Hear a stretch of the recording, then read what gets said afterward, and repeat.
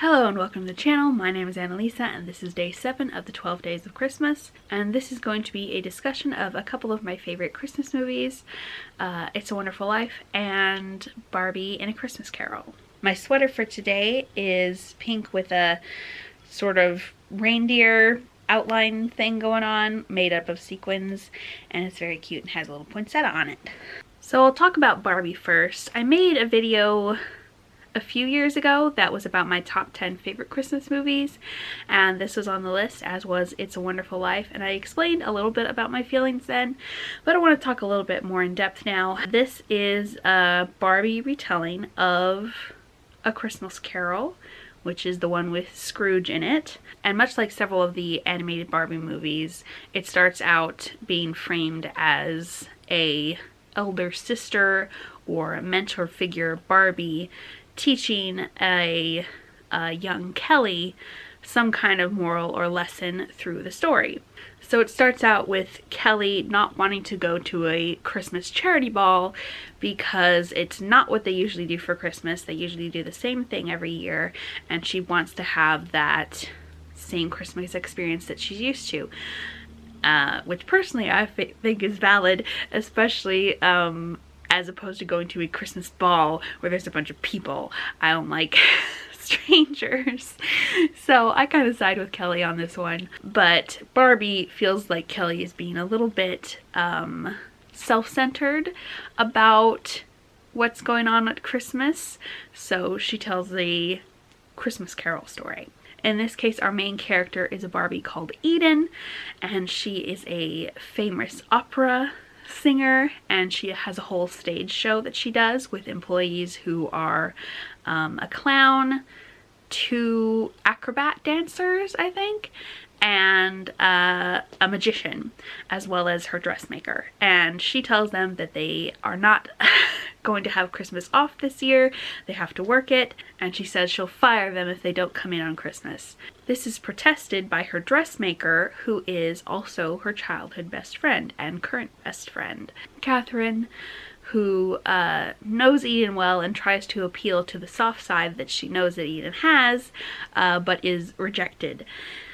And then Eden goes home and has a dream about the 3 ghosts of Christmas, past, present, and future.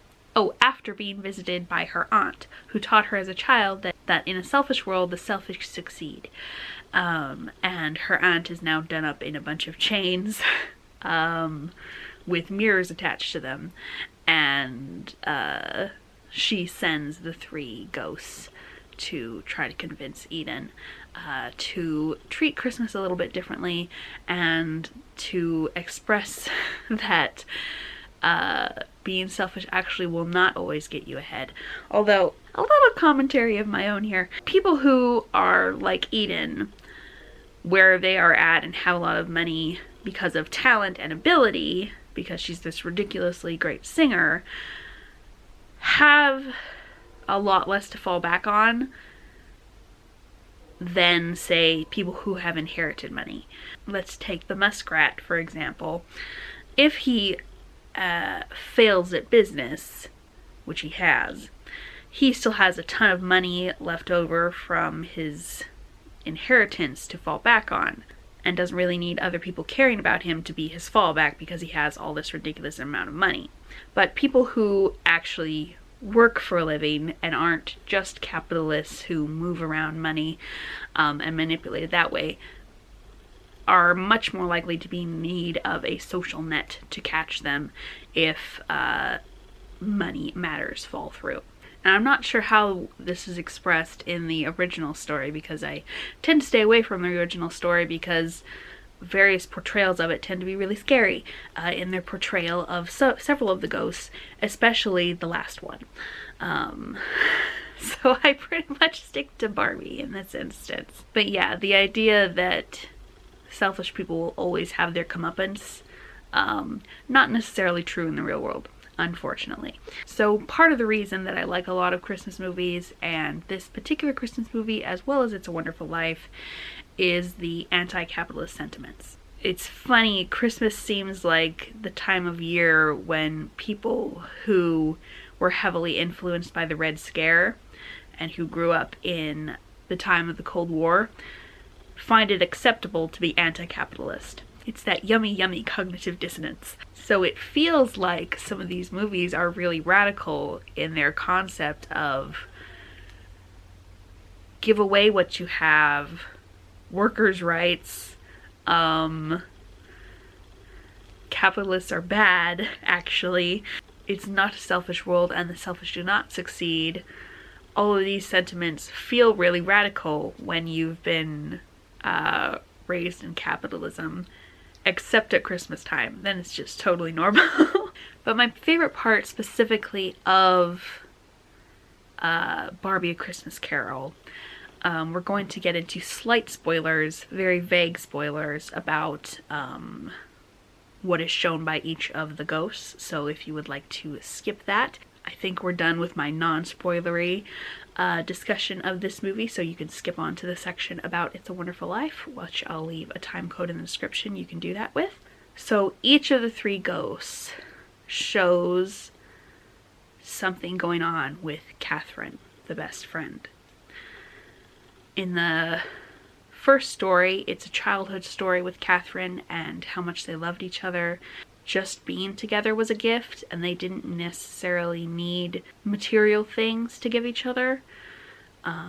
Working together on projects was a gift to each other, and how accepting and welcoming Catherine's family was. Then in the present, the Ghost of Christmas Present takes Eden to see what Catherine might be doing the Christmas morning in the present if things didn't change, which is to go and see a play put on by an orphanage that she produces costumes for.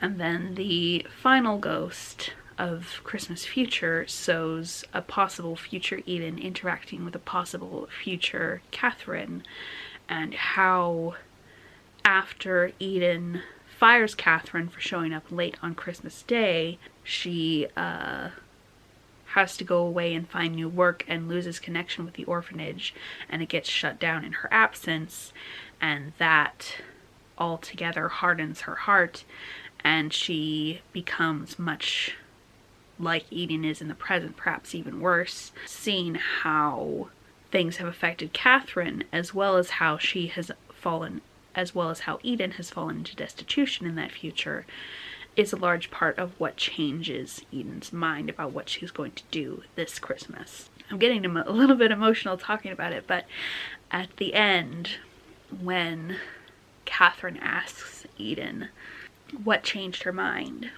and why she's different now, Eden replies that just trust that it had a lot to do with you.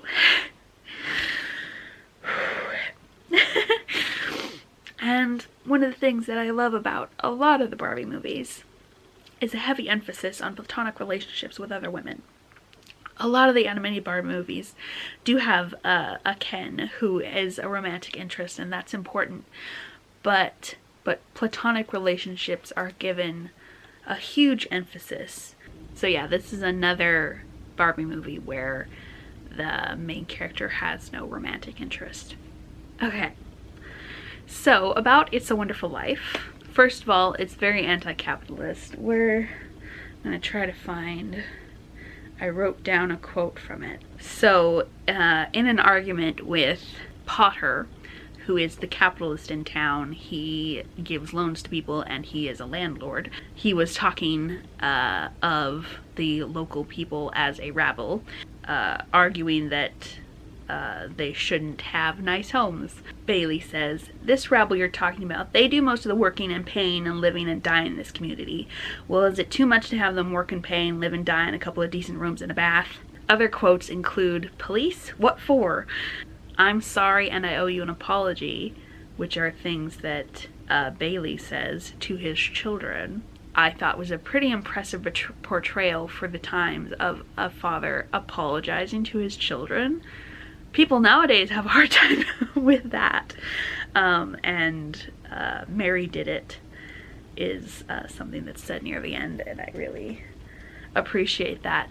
And I'll explain that quote later on, but it is basically the whole movie is about, if we let the capitalists go unfought, the world will turn out to be a much worse place. And it's all about sticking together with your community and helping each other, and if you've got money to spare, you give it to them, and you give it to the people who need it. And it's all about mutual aid, people loving each other. And when you love someone else, it helps them to the point where they are then able to love other people, and it becomes a big circle of reciprocity, of people taking care of each other when they have been taken care of. And I really love that. And it's also about how we have dreams of grandeur, and dreams of traveling, and dreams of being famous, and dreams of not living in a small town. How there's nothing wrong with those dreams, but society tends to look down on people who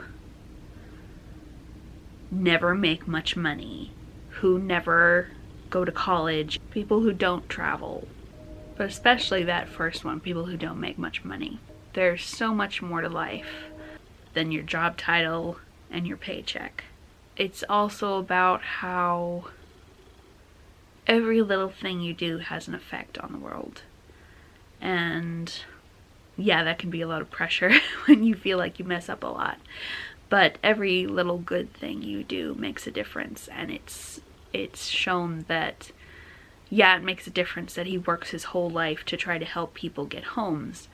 But also the little individual things he did as a kid, just trying to do his best to stop other people from getting hurt, made a huge difference in people's lives. And then they go on to make differences in other people's lives.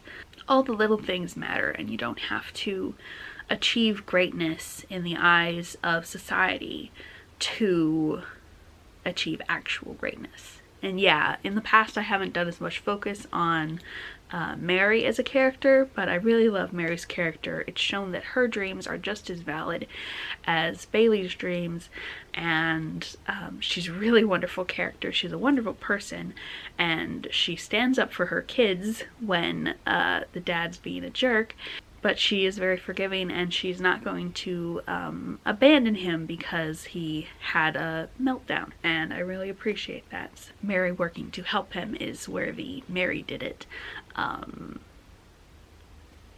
quote comes in. So my camera's almost out of room in the SD card, so thank you so much for watching, and I will see you in the next video.